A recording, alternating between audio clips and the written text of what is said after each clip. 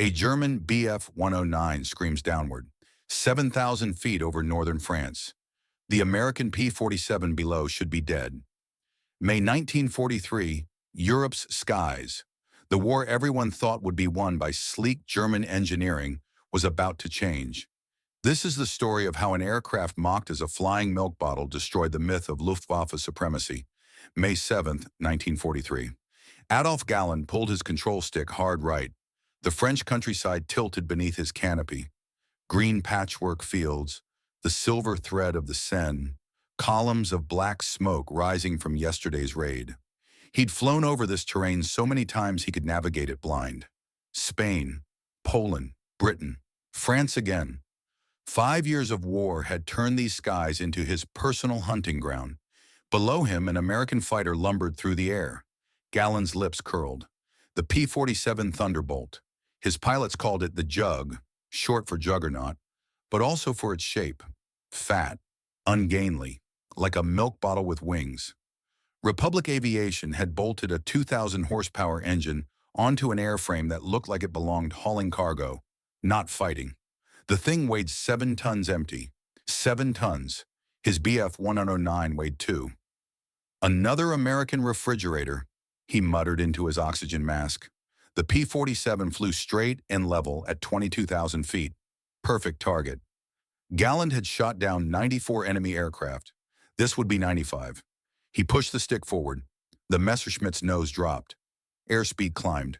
300 miles per hour, 350, 400. The American apparently hadn't seen him. Galland centered the heavy fighter in his gun sight. His thumb moved toward the firing button.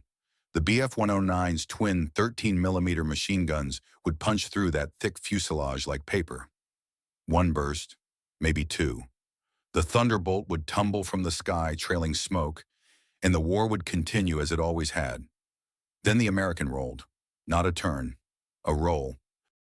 The P-47 snapped inverted so fast Galland's eyes couldn't track it. One moment it flew wings level, the next it hung upside down in the sky. Then its nose dropped and it simply fell. Galland's breath caught. The Thunderbolt dove. Not the careful, controlled descent of a retreating fighter. An actual vertical dive. Straight down. The massive aircraft plummeted like a stone, its engines screaming, its propeller a silver blur. Galland watched his airspeed indicator. 420 miles per hour, 440. 460. He pushed his stick forward. Harder. His Messerschmitt's nose pointed at the earth. The controls stiffened. At 470 miles per hour, the control surfaces began to flutter. Airframe stress. The manual said never exceed 480. Galland's hands gripped the stick. The Thunderbolt kept accelerating below him.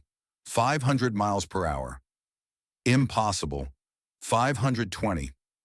The American pulled out at 8,000 feet. A smooth, controlled recovery. The P-47's wings flexed. Galland saw them bend, actually bend, but held. The fighter leveled off and climbed away. Galland tried to follow. His controls were frozen. The aerodynamic forces at this speed turned his control stick into a steel rod. He couldn't move it, couldn't turn, couldn't follow. The American vanished into a cloud bank. Galland pulled back slowly. The Messerschmitt shuddered as it climbed back to altitude. His hands were shaking.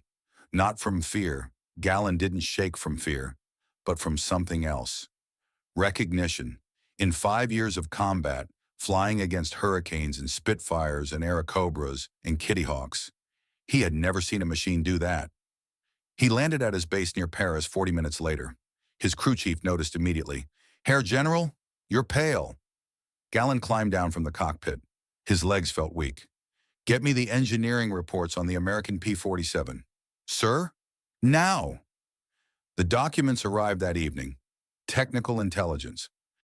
Reconnaissance photos. Pilot debriefings. Galland spread them across his desk in the chateau that served as wing headquarters. What he read made his stomach tight. The P-47 Thunderbolt, designed by Alexander Kartveli, a Georgian immigrant working for Republic Aviation in Farmingdale, New York. First flight, May 6, 1941, exactly 2 years ago. The Americans had been building these things for 2 years, and he was just now seeing them in numbers. Engine, Pratt and Whitney R2800 Double Wasp, 2,000 horsepower at takeoff, 18 cylinders arranged in 2 rows. A turbo supercharger mounted in the rear fuselage, that's what made it so fat, that let it maintain full power at 25,000 feet. Higher than that even. The reports showed P-47s operating effectively at 30,000 feet. Gallen's Bf-109 G6 gasped for air above 24,000. Maximum speed, 428 miles per hour in level flight. But in a dive, Gallen found the number and stared at it, over 550 miles per hour. Tested, verified. One pilot had supposedly hit 575 and lived. Armament, 8 Browning M2 50 caliber machine guns, 4 in each wing, with 350 rounds per gun. That was 2,800 rounds total. The 50 caliber was an anti-materiel weapon, designed to destroy vehicles. Gallen's Bf-109 carried 2 13mm guns and 1 20mm cannon. The Americans had 8 50s. Range, with drop tanks over 1,000 miles. The P-47 could escort bombers to Berlin and back. Weight, empty, 9,900 pounds. Loaded for combat, 12,700 pounds. Almost 6.5 tons. Gallen looked at his Bf-109 specifications. 5,900 pounds loaded. The American fighter weighed twice as much. He flipped to the combat reports. Thunderbolts had arrived in Europe in January, 4 months ago. Initial results were mixed. The pilots were inexperienced. They tried to dogfight FW-190s at low altitude and lost. But in the past month, something had changed. The Americans had learned new tactics, boom and zoom. The P-47 stayed high, 25, 30,000 feet. When they spotted German fighters below, they dove straight down, those massive engines screaming. They fired their 850s. The reports said the sound was like ripping cloth, multiplied by 8, and then they climbed. The turbo supercharger let them climb faster than anything Germany had. A Bf-109 trying to follow would stall out at 26,000 feet. The Thunderbolt kept going, and if you hit one, it didn't die. Gallen found a report from Lieutenant Werner Schröer, a veteran of North Africa with 61 kills. Schröer had ambushed a P-47 over Belgium, got behind it, fired 200 rounds of 20mm cannon shells into it. The Thunderbolt's rear fuselage was shredded. Holes you could put your fist through. The American flew home, landed safely. Another report, Oberleutnant Gustav Rödel attacked a Thunderbolt head-on, saw his rounds hit. The P-47's propeller flew apart. The cowling was punctured in 17 places. Engine streaming oil. The American made it back to England. The P-47 had a radial engine. All those cylinders arranged in a circle around the crankshaft. You could blow 3 cylinders off and the other 15 kept running. The cockpit sat behind a massive slab of armor plate. The fuel tanks were self-sealing. Even the oil lines were armored. Gallen stood up, walked to the window. Outside, the May evening was soft and golden. His pilots were playing cards in the mess, laughing. They still thought they were invincible. They still believed Göring's propaganda about American industrial weakness, about American cowardice, about Jewish corruption in the U.S. military.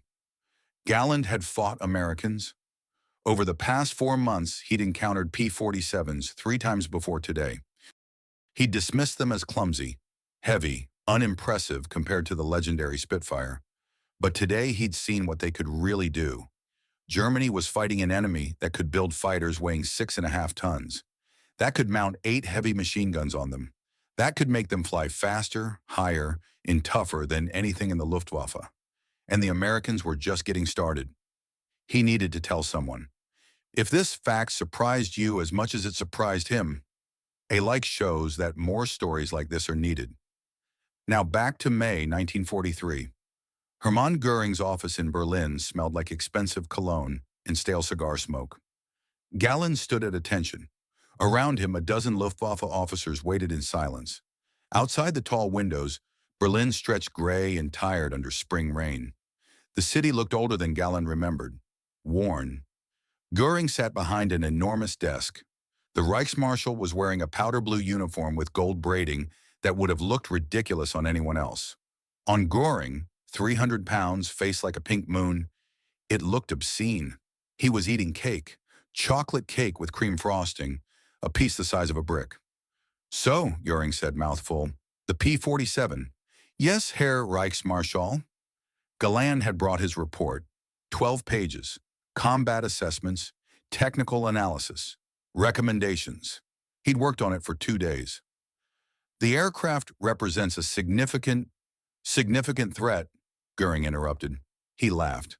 Crumbs fell onto his uniform. That's what you wrote, a significant threat. Yes, sir. The Americans can build refrigerators, Galland, not fighters. The room went silent. Galland felt the other officers watching him. Careful. This was dangerous ground. Goering did not like being contradicted, but Galland had flown against the P-47. He'd seen what it could do. With respect, Herr Reichsmarschall, the Thunderbolt is a formidable aircraft. It's faster than our fighters in a dive. It can operate at altitudes where our engines lose power, and it's extraordinarily durable. Pilots report hitting them repeatedly with cannon fire and your pilots are lying. Galland stopped. Sir? Goering set down his fork. His face was red. Your pilots are cowards, Galland. They see one American fighter and they panic. They run. Then they come back with stories about invincible superweapons to excuse their cowardice. These are combat veterans, sir. Men with 50, 60 kills. Liars. Goering stood up. All 300 pounds of him. The Americans are weak, racially inferior. Their equipment is inferior. Their pilots are inferior. This report, he picked up Galland's 12 pages, is defeatist propaganda. He threw it in the trash. Galland's jaw tightened. He'd flown combat missions since 1937. Spain, Poland, France, Britain, Russia. He'd been shot down 4 times. He'd killed 94 enemy pilots. He knew what a dangerous fighter looked like. Herr Reichsmarschall, I must insist. You insist? Goring's voice went high, shrill. You insist nothing. I command the Luftwaffe. I decide what is a threat. Me, not you. The other officers stared at the floor. No one spoke. Goering walked around the desk. He moved close to Galland, close enough that Galland could smell the cake on his breath. Do you know why Germany is winning this war, Galland? Sir, we're not. Because we are superior. Our aircraft are superior. Our pilots are superior. Our racial purity gives us strength the mongrel Americans can never match. The Führer has explained this. It is scientific fact. Scientific fact. Galland thought about the P-47's turbo supercharger, its 850 caliber guns, its armored cockpit, its ability to absorb damage that would destroy a Bf-109. All engineering, all design, all building quality, nothing to do with race. Yes, sir, he said. The P-47 is nothing. A fat American joke. If your pilots can't shoot them down, it's because they lack fighting spirit. Tell them to try harder. Goering walked back to his desk, sat down, picked up his fork. The meeting was over. Galland saluted, turned, left the office. In the hallway outside, he stopped, put his hand against the wall, took a deep breath. One of the other officers, Major Gunther Rau, another veteran, came out behind him. Adolf, Rau said quietly, don't. Don't what? Whatever you're thinking, don't. Goering doesn't want to hear the truth. He wants to hear that we're winning. We're not winning. I know, you know, but we can't say it. Galland looked at him. Rau had 275 kills, more than anyone except Hartmann. He'd fought on the Eastern Front for 3 years. If anyone understood the truth, it was Rau. What do we do? Galland asked. We fight, we adapt, we survive, and we don't tell Goering things he doesn't want to hear. Rau walked away. Galland stood in the hallway for a long time. Through the window he could see Berlin, the city Hitler had promised would last 1,000 years. It looked tired, hollow, ready to collapse. The Americans were coming. Summer 1943. The P-47s came in waves. At first they appeared in groups of 16, then 32, then 50. By July, Galland was seeing formations of 100 Thunderbolts escorting bomber streams over Germany. The Americans had figured out the math. One fighter escort for every bomber, sometimes two. The Luftwaffe's tactics, slash through the escort, then massacre the undefended bombers, stopped working. Gallon watched it happen. He flew missions himself, leading his wing from the front like he always had. The old way, the way a fighter pilot should lead, by example. He'd shoot down one Thunderbolt, maybe two, and then more would appear. Always more. They dove from 30,000 feet, 8 guns firing. The sound was distinctive, a metallic roar. Then they climbed back up where his Bf-109s couldn't follow. His pilots were dying, not the inexperienced ones. They'd been dying all along. The veterans. Men with 40, 50, 60 kills. Men who'd fought since Spain. Good pilots, smart pilots. The Americans killed them anyway. July 14th, Gallon shot down a B-17. His 100th kill. They threw him a party at the base. Champagne. A telegram from Goring. Everyone cheering. Gallon drank 3 glasses and felt nothing. 100 kills meant nothing if you were losing 100 fighters a week. August 17th, the Americans bombed Schweinfurt and Regensburg, ball-bearing factories, deep in Germany. The Luftwaffe assembled 300 fighters, every available aircraft. They hit the bomber stream in waves, shot down 60 B-17s, a massacre. But the P-47s killed 40 German fighters, and the bombers kept coming. September 16th, Galland flew against P-47s over Frankfurt. He destroyed one, watched it spin down trailing fire. Then another Thunderbolt appeared on his tail. He didn't see it coming, didn't hear it. Just suddenly there were tracers ripping past his canopy. He rolled left, shoved the stick forward. Dove. The P-47 followed him down. It was faster, closing. Gallon pulled out at 5,000 feet. So did the American. Gallon climbed. The Thunderbolt climbed faster. He escaped by flying into a cloud bank. When he came out, his hands were shaking again. That night he wrote a letter to the Reichsluftfahrtministerium, the aviation ministry, not to Goering. Goering wouldn't read it.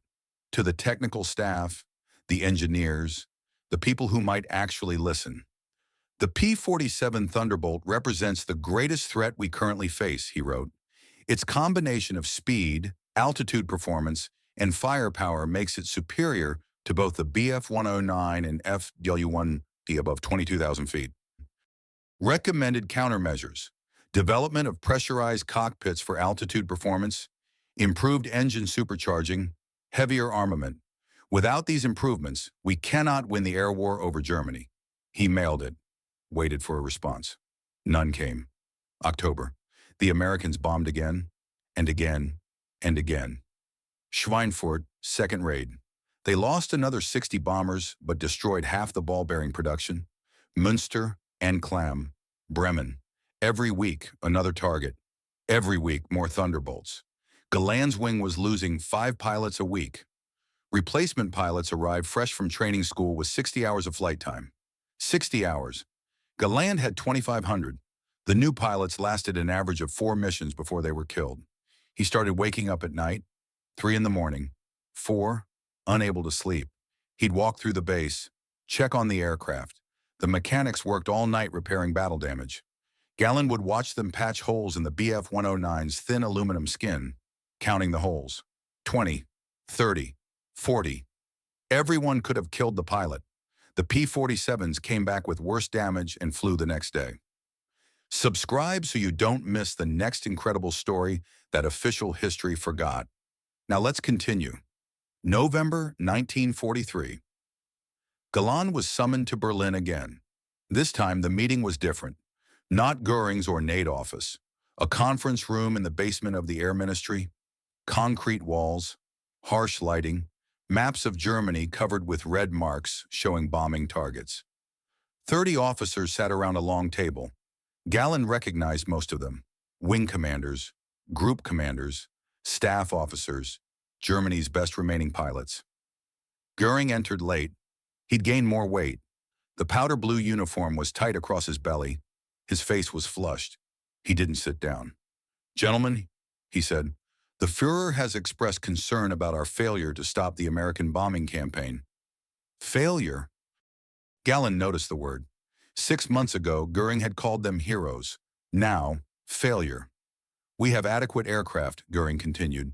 We have adequate pilots. Yet the Americans continue to penetrate our airspace. Why? Silence. Goering's eyes swept the room. I asked a question. Mayor Johannes Steinhoff spoke. Steinhoff had 148 kills, a holder of the Knight's Cross with oak leaves and swords. If anyone had authority to speak, it was him. The P-47s, Herr Reichsmarschall, they're escorting the bombers all the way to the target now. We can't get through them. Cannot? Goering's voice went soft.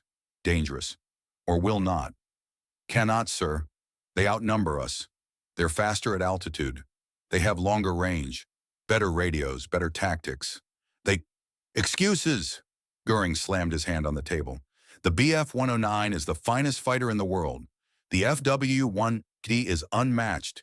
German engineering, German quality. Yet you sit here telling me you cannot defeat American refrigerators? Galland felt something break inside him. 6 months of watching his pilots die. 6 months of filing reports that were ignored. 6 months of knowing the truth while Goering lived in his fantasy. He stood up. Herr Reichsmarschall, he said, the reports are accurate. The P-47 is superior to our aircraft at high altitude. This is not defeatism.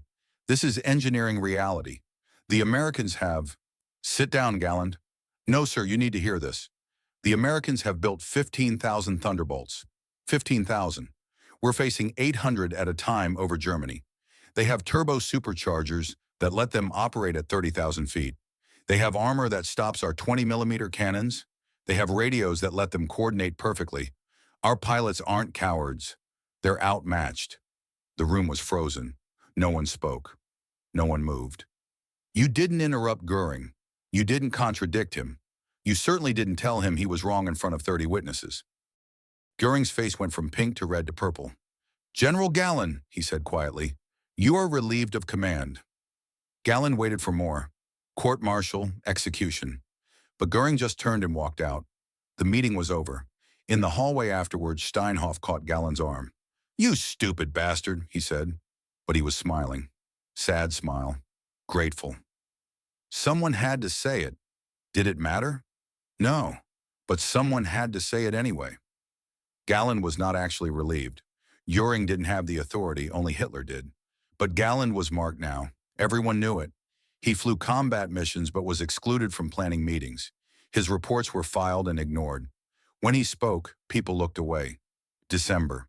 The Americans bombed Bremen, lost only 2 bombers, shot down 41 German fighters. January 1944. The Allies launched Operation Argument. The pilots called it Big Week. The Americans had a different strategy now. They didn't just bomb factories. They deliberately attacked targets they knew would force the Luftwaffe to respond. Then they destroyed the Luftwaffe in the air. February 20th. 800 American bombers hit aircraft factories across Germany. 700 P-47s and P-51 Mustangs, a new fighter, even better than the Thunderbolt, escorted them. The Luftwaffe sent up every available fighter, 300 aircraft. The battle lasted 4 hours. Galland flew 3 missions that day. On the second mission, he shot down a B-17. The bomber exploded. Pieces of it hit his Bf-109. The canopy cracked. The engine started running rough. He kept fighting.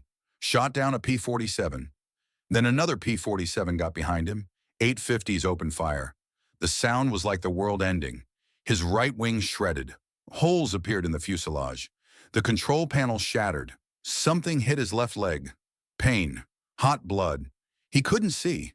Smoke filled the cockpit. He was blind. Deaf. The stick was loose in his hand. The Bf-109 was falling. He bailed out at 8,000 feet. The parachute opened. Galland hung in the harness, bleeding, watching his fighter tumble toward the earth. Below him, the sky was full of burning aircraft. German aircraft. Dozens of them. The contrails from hundreds of American fighters drew white lines across the blue. The bombers kept going, straight and level, unstoppable. He landed in a field outside Leipzig. Farmers found him. An ambulance came. At the hospital, doctors counted the wounds. 17 shrapnel hits. 300 bullet holes in his aircraft. He'd survived by millimeters. While he was in the hospital, Big Week continued. February 21st, 22nd, 23rd, 24th, 25th. 6 straight days of maximum effort. The Luftwaffe lost 355 fighters. Destroyed. Not damaged. Destroyed. More importantly, it lost 264 pilots. Killed or permanently disabled. Germany had 5,000 fighter pilots total. In 6 days, it lost 5% of them. And these weren't replacements with 60 hours of training. These were veterans. Men with hundreds of hours. Men with kills. Men who knew what they were doing. Irreplaceable. Gallon was released from the hospital on February 28th. He went immediately to his office. His staff had prepared a report on Big Week. He read it in silence. German aircraft production, damaged but not destroyed. The factories were dispersed now, underground, hard to bomb. German pilot production, catastrophic.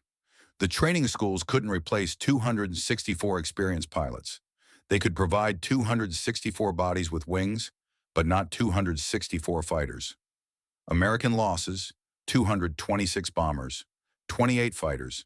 The Americans built 3,000 bombers per month, 500 fighters per month. These losses meant nothing. Gallon sat at his desk, stared at the numbers, did the math. Germany was losing 50 pilots per week. At that rate, the entire fighter force would be dead in 2 years. Actually less. Because as veteran pilots died, the replacements died faster. The Americans were accelerating their kills. Training time for German pilots had dropped from 200 hours to 120. Soon it would be 80, then 60. Then they'd be sending children into the sky to die. He wrote a final report, 15 pages. He didn't pull punches, didn't soften the language, didn't try to make it palatable. The air war over Germany is lost. The P-47 Thunderbolt and P-51 Mustang have achieved air superiority. Our losses are unsustainable. Without immediate reversal, which is technologically and industrially impossible, Germany will lose the war within 18 months. He gave it to his adjutant to file. The adjutant looked at it, looked at Galland. Sir, should I really file it? Goering will. I don't care what Goering will do. File it. The report went to Berlin. 3 days later, Galland received a response. Not from Goering, from his deputy. The report had been noted and archived. No action would be taken. Archived. Galland understood what that meant. Buried, hidden, forgotten. Spring 1944, the Americans didn't just own the sky over Germany, they hunted. P-47s flew low-level missions now, strafing attacks. They'd finished destroying the Luftwaffe at altitude. Now they came down to kill what was left. They shot up airfields, trains, trucks, anything that moved. The 850s could destroy a locomotive, shred a hangar, turn a parked Bf-109 into scrap metal. Galland watched his pilots take off and didn't know if they'd come back. The odds were worse than gambling. At least gambling was random. This was systematic slaughter. May, new pilots arrived. 23 of them. Average age, 19. Average flight time, 80 hours. Galland looked at their faces. Smooth, eager, excited to fight for the fatherland. They didn't understand yet. They thought war was glorious. He gave them a speech. The same speech he'd given every batch of replacements for the past year. Listen to me, he said. The Americans have better aircraft than we do. Better radios, better tactics, more fuel, more ammunition, more everything. Your job is not to be a hero. Your job is to survive. Do not dogfight. Do not try to be Manfred von Richthofen. Get in. Attack. Get out. If you see a P-47, run. They nodded. They didn't believe him. He could see it in their eyes. They thought he was exaggerating. Old man talk. They'd been raised on propaganda about German superiority, about invincible Aryans, about weak Americans. He sent them into combat the next day. 17 came back. 6 were dead before they'd been at the base for 24 hours. The survivors believed him then. June 6th, D-Day. The Allies invaded Normandy. The Luftwaffe was supposed to destroy the invasion fleet, stop the landing, push the Americans back into the sea. It was Goering's plan, Hitler's order. The Luftwaffe sent 300 fighters to Normandy. They were met by 2,000 Allied aircraft. P-47s, P-51s, Spitfires, Typhoons. The German fighters were slaughtered. Gallen lost 64 aircraft in one day. 64. The invasion succeeded. Göring blamed the pilots. "Where is the Luftwaffe?" Hitler had screamed. Göring told him the pilots were cowards, traitors, saboteurs. He didn't mention the 10-to-1 numerical disadvantage, didn't mention the fuel shortages, didn't mention that half the pilots had less than 100 hours of training. July. Gallen wrote in his diary, "We are sending lambs to the slaughter. Every morning I watch boys, children, climb into their aircraft. Every evening I count how many don't return. Yesterday, 14. The day before, 19. We have become a machine for converting young Germans into corpses. I do not know how much longer I can do this." He kept doing it. There was no choice. The alternative was letting the Americans bomb Germany unopposed. At least with fighters in the air, they could pretend they were fighting back. August. Gallen organized a meeting, not official, secret. 30 fighter commanders. The best pilots Germany still had. Steinhoff, Rall, Harabach, Baer. Men with hundreds of kills each. Men who'd fought since the war began. They met in a hunting lodge outside Berlin. Göring didn't know. Hitler didn't know. If discovered, they'd all be shot for conspiracy. "Gentlemen," Gallen said, "we are losing. You know it. I know it. The question is, what do we do about it?" Steinhoff spoke first. "We tell the truth. We force them to listen. We've tried that. They don't listen. Then we make them. We go to Hitler directly. Bypass Göring. Tell the Führer that unless Göring is removed, the Luftwaffe is finished." The room went silent. Going to Hitler. Over Göring's head. That was mutiny. Treason. They'd be executed. But Steinhoff was right. It was the only option left. "I'll do it," Gallen said. "I'll request an audience with the Führer. I'll tell him everything. The P-47s, the losses, the training problems, the fuel shortages, everything Göring has been hiding." Rall shook his head. "He'll have you shot." "Probably, but someone has to try." They voted. All 30 voted yes. Someone had to try. Gallen requested the meeting. Hitler's office never responded. Instead, 2 days later, Göring summoned him to Berlin. The meeting was short. Göring didn't sit down, didn't offer Gallen a chair. "I understand you've been organizing meetings," Göring said, "discussing my removal." "Sir, we were discussing how to save the Luftwaffe." "You are a traitor." The word hung in the air. Traitor. In 1944 Germany, that word meant death. "I am trying to save German lives," Gallen said. "Our pilots are dying because you refuse to accept reality. The P-47 is..." "The P-47 is nothing," Göring screamed.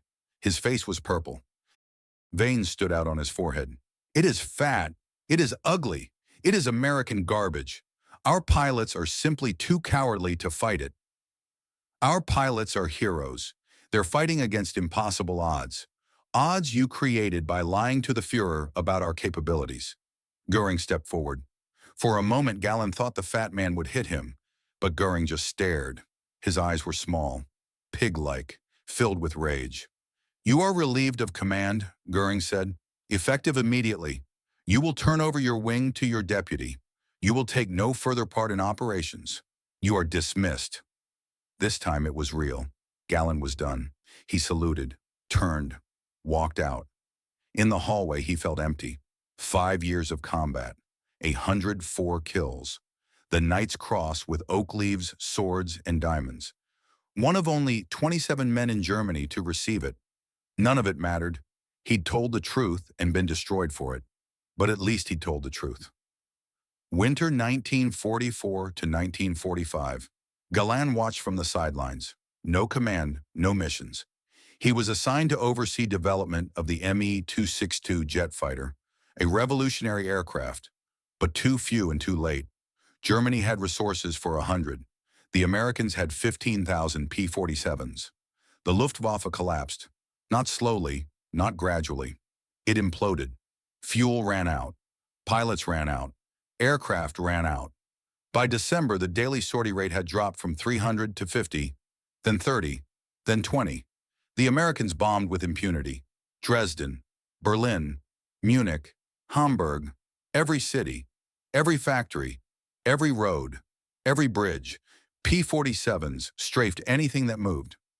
Germany's transportation network disintegrated. January 1945. Galland heard that his old wing had been destroyed. Not defeated, destroyed. 37 pilots killed in 1 week. The survivors, 11 of them, were transferred to other units. The wing was disbanded. He thought about the pilots he'd trained, the men he'd led. Most were dead now. Not most. Almost all. Of the 240 pilots who'd served under him between 1943 and 1944, 16 were still alive. 16. The rest were corpses scattered across Europe. The P-47s kept coming. February. The Luftwaffe was down to 1,200 operational fighters across all of Germany. The Americans had 8,000 fighters just in Europe. 8,000. The ratio was 7-1, and the American fighters were better, faster, tougher, better equipped. March. Galland received an unexpected order. He was being given command again, not of a wing, of a unit called JV-44, Jagdverband 44, a special squadron flying Me-262 jets. Galland was allowed to pick his own pilots. He chose the survivors of the fighter pilots' revolt: Steinhoff, Baer, Krupinski, Lutzow, the men who tried to tell the truth. They were all that remained of Germany's fighter elite. They flew Me-262s, aircraft that could outrun anything the Allies had. And it didn't matter. The jets ran out of fuel, ran out of parts, ran out of ammunition. April 19, 1945. Galland flew his last mission, a formation of B-26 Marauders bombing Munich. He shot down 2. Then his Me-262 was hit by return fire. The hydraulics failed. He crash-landed in a field, broke his left knee. The war was 10 days from ending. May 8, 1945, Germany surrendered. Galland was in a hospital in Bavaria. American soldiers came to arrest him, not roughly, almost politely. They knew who he was. Some of them had fought against him. They took him to a prisoner of war camp, then to an interrogation center. A small room, table and 2 chairs. An American intelligence officer sat across from him. Captain Miller. Young, maybe 25. He spoke perfect German. "General Galland," Miller said, "I've read your service record. 104 confirmed kills. One of Germany's greatest fighter pilots. Knight's Cross with oak leaves, swords, and diamonds. Quite impressive." Galland said nothing. "I'm curious about something," Miller continued. He opened a folder. "We found reports you wrote, starting in May 1943, about the P-47 Thunderbolt. You warned your superiors that it was a serious threat, that it was superior to German fighters at altitude, that without countermeasures, Germany would lose the air war." "Yes." "Those reports were ignored." "Yes." "Why?" Galland looked at the American. Young face. Earnest. He genuinely wanted to know. Galland suddenly felt very tired. "Because they didn't want to hear it," he said. "Goering, Hitler, the entire Nazi leadership. They believed in German racial superiority, in the natural supremacy of Aryan engineering. The idea that Americans, a mongrel nation of immigrants, could build superior aircraft was impossible. It contradicted their entire worldview." Miller made notes. "So they rejected reality. They rejected reality until reality destroyed them. And the P-47? What did you think of it? Honestly?" Galland considered. In the camp, he'd talked to other captured Luftwaffe pilots. They'd shared stories, compared experiences. Every one of them respected the Thunderbolt, feared it, even hated it, but respected it. "It was one of the best fighters of the war," Galland said. "Possibly the best. Not in every category. The Me-262 was faster. The Spitfire was more maneuverable. But the P-47 combined speed, firepower, durability, and range in a way nothing else did. And you built 15,000 of them." 15,683, Miller corrected. "By the time production ended." 15,683. Galland did the math in his head. Germany had built 33,000 Bf-109s over the entire war. But the Bf-109 was lighter. cheaper. The Americans had built 16,000 P-47s, each one twice the weight, twice the cost, with twice the capability. And they'd done it in 4 years. You built them fast, Gallen said, 3 per day, from Republic Aviation alone. Peak production was 5 per day. We had 6 factories building them. 3 per day, 5 per day. Germany's peak production was 10 fighters per day total, all types. The Americans had built more P-47s alone than Germany had built of everything. We underestimated you completely, Gallen said. Miller closed his folder. Yes, you did. The interrogation lasted 3 weeks. Gallen answered every question. There was no point in lying. The war was over. Germany had lost. He might as well help the Americans understand why. They wanted to know about tactics, about the Luftwaffe's organization, about decision-making processes, about how Germany had gone from dominating Europe's skies in 1940 to barely able to defend its own airspace in 1945. Gallen told them everything. The turning point, he explained, was May 1943. That was when the P-47s arrived in large numbers. Before that, Germany had a chance. The Luftwaffe was stretched thin, but still effective. The bombers were hitting Germany, but taking heavy losses. If Germany could have maintained that exchange rate, 5 bombers destroyed for every fighter lost, the bombing campaign would have become unsustainable. But the P-47 changed the math. It protected the bombers, it killed German fighters, and it kept coming back. Hit by cannon fire that would have destroyed a Bf-109, the Thunderbolt flew home.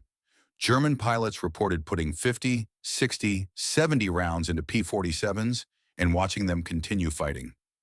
It was the durability, Gallen said, more than the speed or the firepower. Your pilots knew they could take hits and survive. Our pilots knew that one hit could kill them. That psychological difference was enormous. Miller wrote it all down. Years later, Gallen would learn that his testimony became part of the United States Strategic Bombing Survey, the official analysis of the air war over Europe. His words, the words of Germany's third highest scoring ace, helped the Americans understand why they'd won. June 1945. Gallen was released from interrogation. Not freed. Moved to a standard POW camp. He spent 2 years there. Comfortable enough. The Americans treated prisoners well, better than Germany had treated theirs.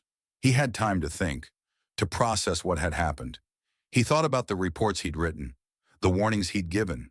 If Göring had listened in May 1943, could Germany have changed course? Probably not. You couldn't outproduce America. You couldn't out-engineer a country that built 15,000 6-ton fighters and made them work. But maybe Germany could have negotiated peace before the total destruction. He thought about his pilots, the boys he'd sent into combat, most dead now, killed by P-47s, killed by P-47s, killed by superior numbers and superior equipment, and their own leadership's refusal to adapt. He thought about that first encounter, May 7th, 1943. The P-47 that had outdived him, the moment he'd realized Germany was facing something new, something dangerous. He'd tried to sound the alarm. It hadn't mattered. 1947. Gallen was released. He returned to Germany. The country was devastated. Berlin was rubble. Hamburg was ashes. Dresden was a memory. 7 million Germans dead. The nation divided, occupied, broken. He tried to rebuild his life, worked as a consultant, wrote his memoirs, attended reunions of surviving Luftwaffe pilots. There weren't many. Of the 28,000 fighter pilots Germany had trained during the war, 17,000 were dead. The rest were scattered, imprisoned, broken. At one reunion in 1952, he met some of the survivors from his old wing. They were middle-aged men now, tired, worn. They talked about the war, about the missions they'd flown, about the friends they'd lost. Someone asked about the P-47.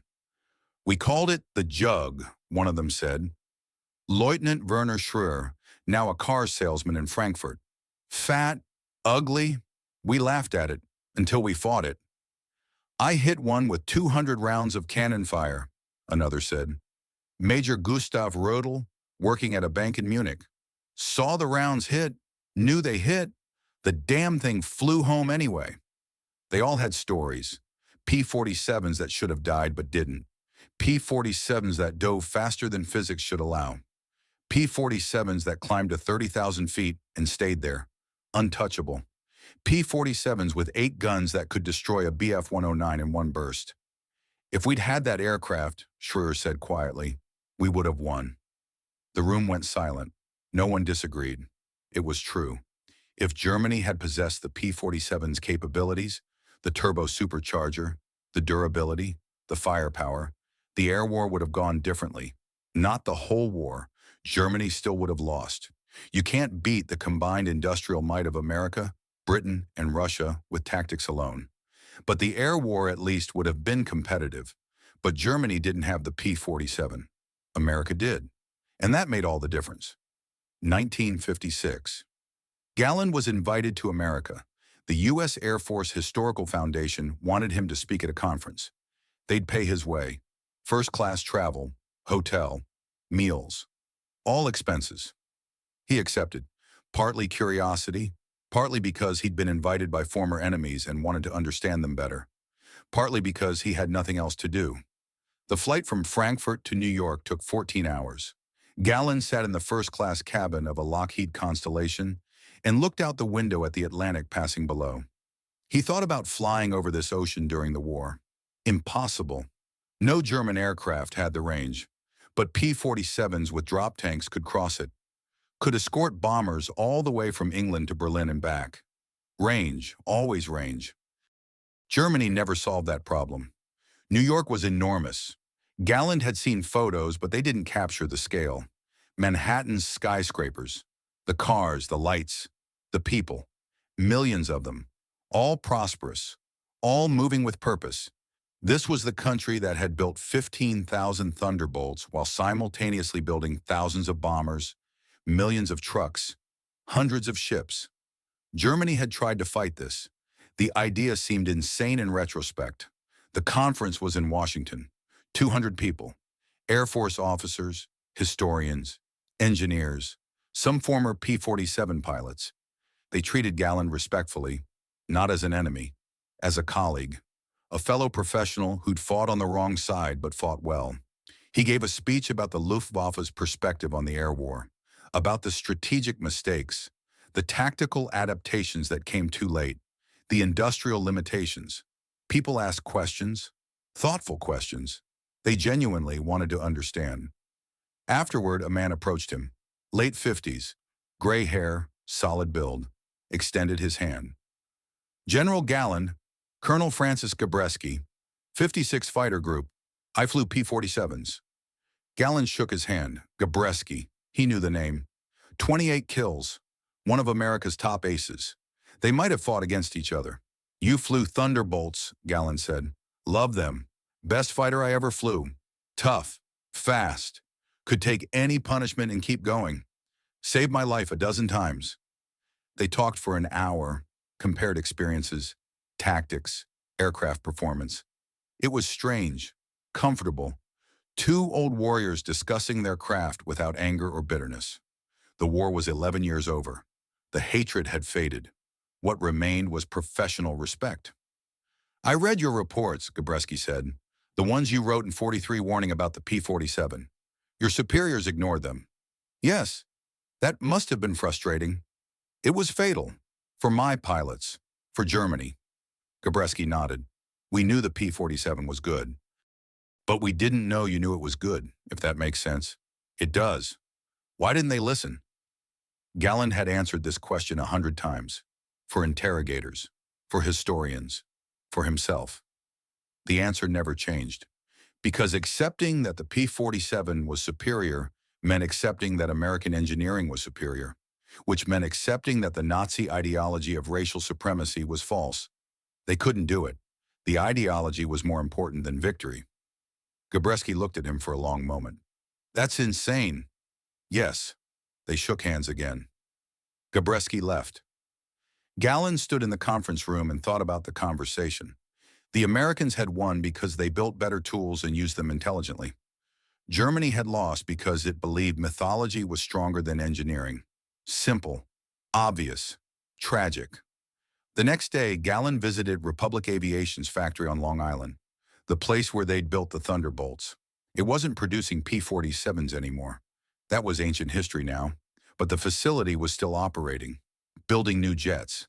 The tour guide showed him the assembly lines, explained the production process, quality control, testing. Galland listened and did calculations in his head. At peak production, this single factory had built 5 P-47s per day. 5 per day. Germany's entire aircraft industry had produced 10 fighters per day. Total, all types, all factories. "How did you do it?" he asked the guide. "Do what, sir?" "Build them so fast, so many, with such quality." The guide, an engineer named Roberts, smiled. "We had a saying during the war. Build them by the mile, cut them off by the yard. Mass production, interchangeable parts, assembly lines. We learned from Henry Ford, applied it to aircraft." Henry Ford, Galland had heard of him. Automobile manufacturer. He'd revolutionized car production in America. And America had applied those same techniques to warfare. Mass production of P-47s, of B-17s, of everything. Germany had tried to match this with quality, with superior engineering, with wonder weapons like the Me-262. But you couldn't fight mass production with artisanal craft. You couldn't fight 15,000 Thunderbolts with 1,000 jets. Quantity had its own quality. "We also had excellent workers," Roberts continued. "Men and women both. Everyone working together. No slave labor. No forced conscription. People wanted to build these planes. Wanted to win the war. That made a difference. Slave labor. Germany had used millions of slaves. Forced laborers from conquered territories. They worked slowly. Sabotaged when they could. Produced inferior products. America had used free workers who cared about their work. Another advantage, another thing Nazi ideology had prevented Germany from understanding. Galland flew back to Germany 3 days later. He'd seen enough. America had won because it was free, diverse, industrial, and pragmatic. Germany had lost because it was totalitarian, racially obsessed, resource-limited, and ideological. Simple equations, simple results. 1963. Galland was 61 years old. He'd become a consultant for the new West German Air Force. They wanted his expertise, his knowledge. He trained young German pilots in tactics, in aircraft recognition, in the realities of air combat. One day, a young lieutenant asked him, "General, what was the best fighter of World War II?" Galland thought about it. He'd flown Bf-109s, Me-262s. He'd fought against Spitfires, P-51s, and P-47s. Each aircraft had strengths, weaknesses. But if he had to choose one aircraft that combined all the necessary qualities, there was only one answer. "The P-47 Thunderbolt," he said. The young pilots looked surprised. Their German general, praising an American fighter. "Why?" the lieutenant asked. "Because it did everything. Fast, tough, well-armed, long range, easy to maintain, forgiving to fly. You could make mistakes in a P-47 and survive. In a Bf-109, mistakes killed you? That's the difference between a good fighter and a great one. The P-47 saved its pilots. Ours killed them." He paused, looked at the young faces watching him. These boys hadn't fought in the war. They'd been born after it ended. They didn't understand what it had been like. "Let me tell you something," Galland said. "In war, the side that protects its people wins. America built the P-47 to bring its pilots home. Germany built the Bf-109 to achieve maximum performance at minimum cost. That philosophical difference determined the outcome. America valued its people. Germany treated them as expendable. You can't win a long war that way." The young pilots nodded, took notes. They didn't fully understand. How could they? They'd never watched friends die because their aircraft couldn't take battle damage. Never seen talented pilots killed by equipment failures. Never fought while knowing your enemy had better tools. Galland hoped they never would. 1970. Galland published his autobiography, The First and the Last. It covered his entire career, from Spain to Germany's surrender. He wrote honestly about the war, about the mistakes, about the arrogance, about the P-47.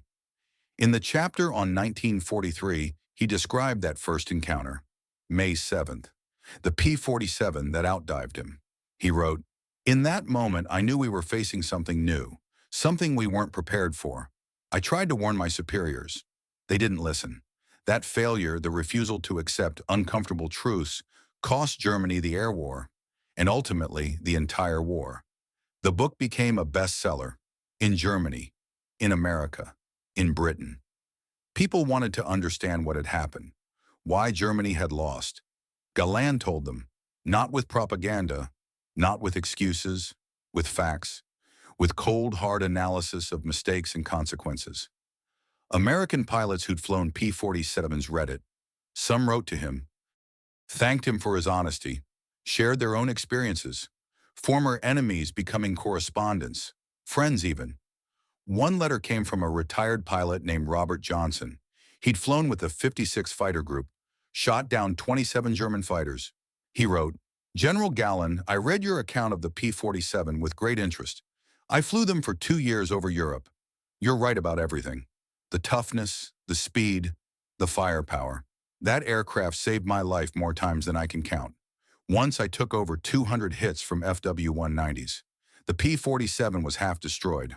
I flew it home, landed safely. The crew chief counted 237 holes. Without that toughness, I'd be dead. Thank you for recognizing what we flew. It means a lot coming from you." 237 holes. Galland believed it. He'd seen P-47s absorb punishment that would have vaporized a Bf-109. That was the difference. American engineering focused on keeping pilots alive. German engineering focused on maximum performance. Both approaches worked, but only one worked sustainably over a long war. 1980. Galland was invited to a reunion, the P-47 Thunderbolt Pilots Association annual meeting. They wanted him as guest of honor, a German ace, speaking to American pilots. Strange world. He accepted. The reunion was in Dayton, Ohio. 250 former P-47 pilots, old men now, 70s and 80s, bald, gray, walking with canes. But when they talked about flying, they transformed, became young again, vital, alive. Galland spoke for 30 minutes. He talked about the war from Germany's perspective, about the shock of encountering P-47s, about the respect and fear German pilots had developed for the Thunderbolt, about the realization that Germany couldn't match American production. When he finished, the room applauded. Standing ovation. These men had fought against him, had killed his friends. He'd killed theirs. But that was 40 years ago. What remained was mutual respect between warriors who'd survived. During dinner, he sat with 5 former P-47 pilots. They swapped stories, combat tales, near misses, moments of terror, moments of triumph. Galland was surprised by how similar their experiences were. The fear before combat, the adrenaline during, the exhaustion after, the nightmares. War was war, regardless of which side you fought on. One pilot, Major William Dunham, 23 kills, asked the question everyone wanted to ask. "General, did you ever think you'd be sitting here, having dinner with us, laughing about the war?" Galland considered. "No. During the war, I thought I'd die, or be executed afterward. I never imagined this. What changed? We all got older. The war ended. Time passed. We realized we weren't really enemies. We were just men following orders, doing our duty. The real enemy was the ideology that started the war." Dunham nodded. "I shot down a Bf-109 over Munich in '44. The pilot bailed out. I circled while he descended, made sure no one shot at him in his chute. He landed safely. I often wondered what happened to him." "He probably wondered the same about you," Galland said. "Most German pilots respected American pilots. You fought honorably. No strafing of parachutes, no executing prisoners. That meant something." "You too," Dunham said. "My squadron was shot down. I mean, my B-17 before I transitioned to fighters. I was a gunner. German fighters attacked us, but when we bailed out, they left us alone. Could have killed us easily. Didn't. I remember that." The table went quiet. These men had tried to kill each other 40 years ago. Now they shared a meal, shared memories. It seemed impossible, But it was real. Late that night, Gallen stood outside the hotel, smoking, looking at the stars. A man approached. Older, 80s probably, walked with difficulty. General Galland? Yes. Colonel Hubert Zemke, 56 Fighter Group. Later, the 479th. I flew P-47s. Zemke. Gallen knew that name too. 17 and a half kills. More importantly, a brilliant tactical leader. He'd developed many of the boom and zoom tactics that made the P-47 so effective. Colonel Zemke, an honor. They shook hands. Zemke looked at the sky. Beautiful night. Yes.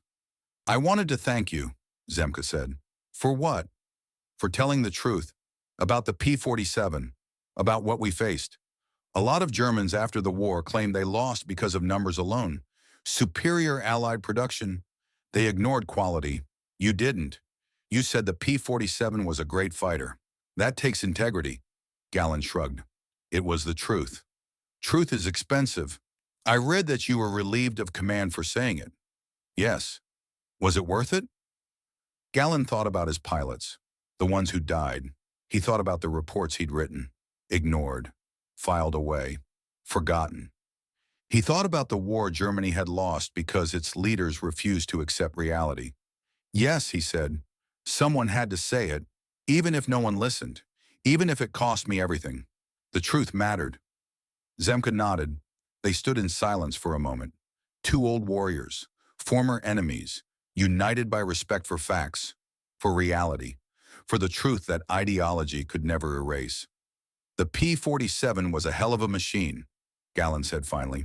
Yes, it was. If Germany had built something like it, really like it, not just matching the specifications but understanding the philosophy behind it, the war might have gone differently.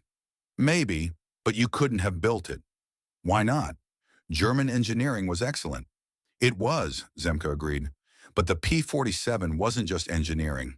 It was philosophy. It represented a free society's approach to warfare. Protect your people. Give them the best tools. Trust them to use those tools intelligently. Your ideology couldn't allow that. It demanded sacrifice, viewed soldiers as expendable. The P-47 was built by a country that valued individual lives. That was the difference. Gallen knew he was right. The P-47's toughness, the armor, the self-sealing tanks, the redundant systems, all represented an investment in keeping pilots alive. Germany viewed pilots as resources to be expended. America viewed them as citizens to be protected. That philosophical difference had determined the war's outcome. You're right, Gallen said. We couldn't have built it, not because we lacked the technical capability, but because our ideology wouldn't permit it. Zemke nodded. That's the real lesson, isn't it? Technology doesn't exist in a vacuum. It reflects the values of the society that creates it. The P-47 was an American fighter not just because it was built in America, but because it embodied American values. They talked for another hour, about the war, about tactics, about the pilots they'd known and lost. When they finally said goodnight, Gallen felt something he hadn't felt in years. Peace. He'd spent 40 years carrying the weight of Germany's defeat, the guilt of surviving when so many hadn't, the burden of knowing the truth and being unable to make anyone listen. But tonight, he'd talked with men who understood, who respected him not despite being on the opposite side, but because he'd fought honorably and told the truth afterward. That meant everything. 1996. Gallen was 84 years old, dying of heart disease. He knew it. The doctors knew it. He had months, maybe weeks. A historian visited him, young woman, American, writing a dissertation on the air war over Europe. She wanted to interview him one last time. He agreed. They sat in his small apartment in Bonn, rain falling outside, gray German afternoon. She asked him questions. He answered. Same questions he'd been answering for 50 years. Same answers. But she had one new question. General Galland, she said, if you could go back to May 1943, that first encounter with the P-47, what would you do differently? Galland thought about it. He'd had 53 years to think about it. What would he do? Nothing, he said finally. I would do exactly what I did. I'd fly the mission, encounter the P-47, Realize it was superior to our aircraft. Write my report. Try to convince my superiors. They still wouldn't listen. Goering still wouldn't accept it. Germany would still lose. So it didn't matter? Your warnings? It mattered, not strategically. Germany was going to lose regardless. But personally, it mattered. I told the truth. I did my duty, not to the Nazi regime, to my pilots, to reality. That matters even if it doesn't change the outcome. The historian nodded, took notes. Last question. What do you want people to remember about the P-47? Gallon looked out the window. The rain, the gray sky. He thought about that first encounter.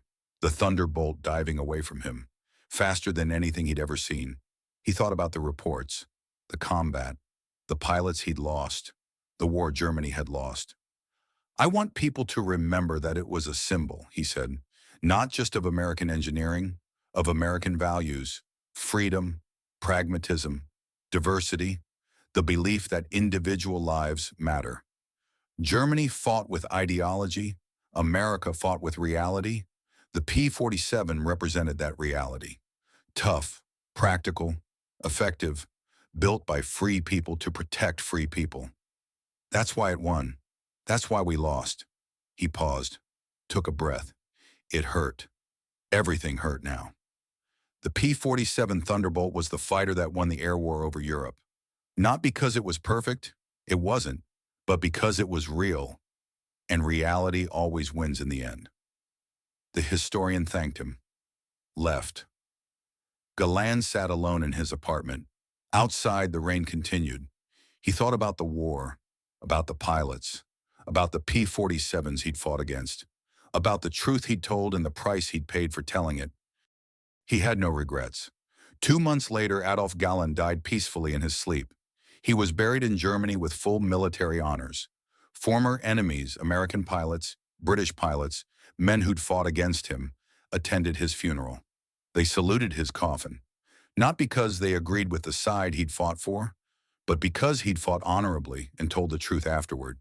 That was his real legacy, not the 104 kills, not the Knight's Cross, the truth.